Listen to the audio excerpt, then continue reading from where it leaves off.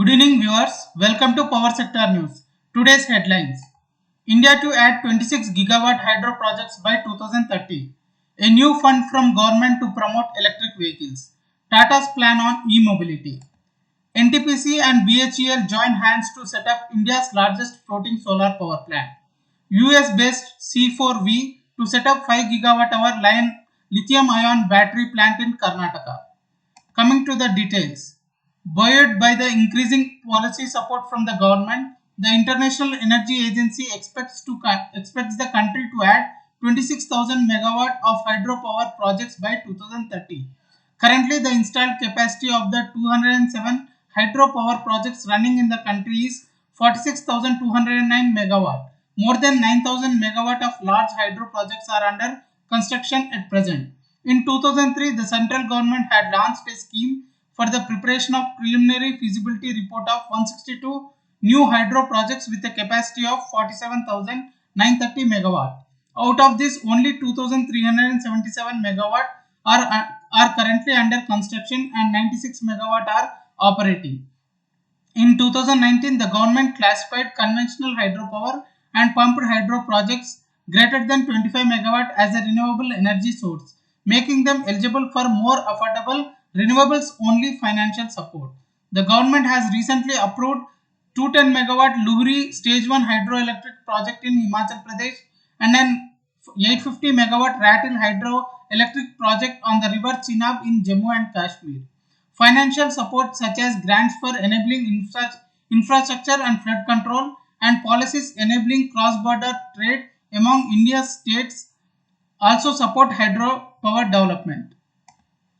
India's electric vehicle sector has been growing rapidly. India's electric vehicle financing industry is likely to be worth 3.7 lakh crore by the end of the decade.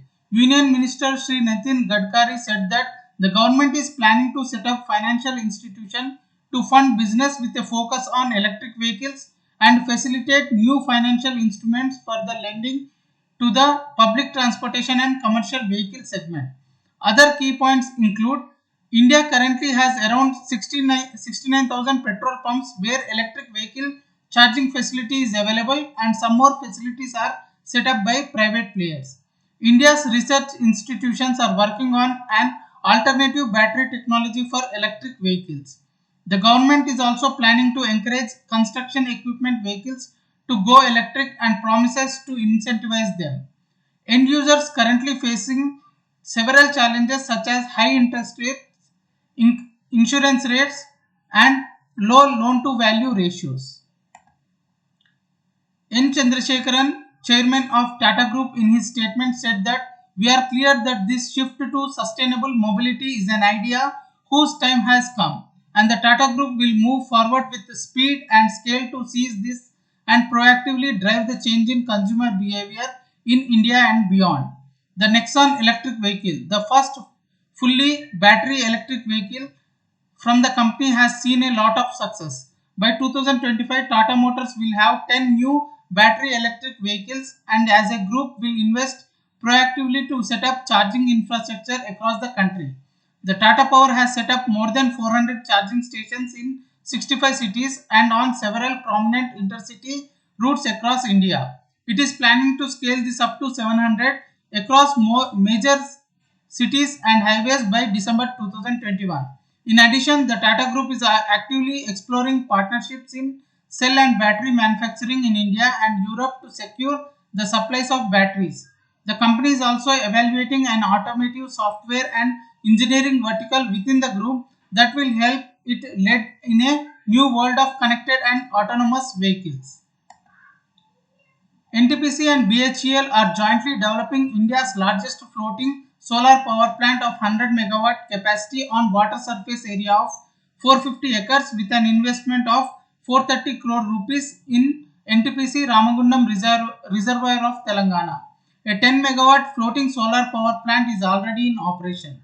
Salient features of the project include the fact that the officials did not require even a single acre of land for commissioning the plant, as all the PV cells are installed above the surface of water. As a result, the project will not only cause any pollution but also won't affect the environment. though the works pertaining to floating solar power plant were affected after the imposition of national lockdown in March 2020 and the second wave of COVID-19 that followed. The officials were able to resume the construction recently. Meanwhile, the corporation is also focused on setting up similar floating solar photovoltaic power generation projects in the neighboring states of Kerala and Tamil Nadu as well. If the authorities concerned manage to expedite all remaining works within the stipulated time, India's largest floating solar power plant with a power generation capacity of 100 megawatt will be ready soon. C4V is a leading US-based company with over 100 patents and lithium battery cell manufacturing and technology. The company will invest 4,015 crore rupees to set up a 5 gigawatt hour plant in Karnataka and will begin work next year. An agreement with the representatives of world's leading lithium ion cell manufacturing company was signed in Bengaluru. The project will create more than 4,000 jobs. Price discovery at power exchanges. National Load Dispatch Center has scheduled 130.82 million units of power for tomorrow, cleared through Indian Energy Exchange. Coming to the price discovery details, price discovered during night 4 rupees 60 paisa per unit. Price discovered during day 2 rupees 68 paisa per unit. Price discovered during evening 5 rupees 28 paisa per unit. Price discovered round the clock 3 rupees 89 paisa per unit. Weighted average price is 4 rupees 12 paisa per unit. There is no congestion for power transfer in the network and the prices are uniform in all the regions. Thank you and good day.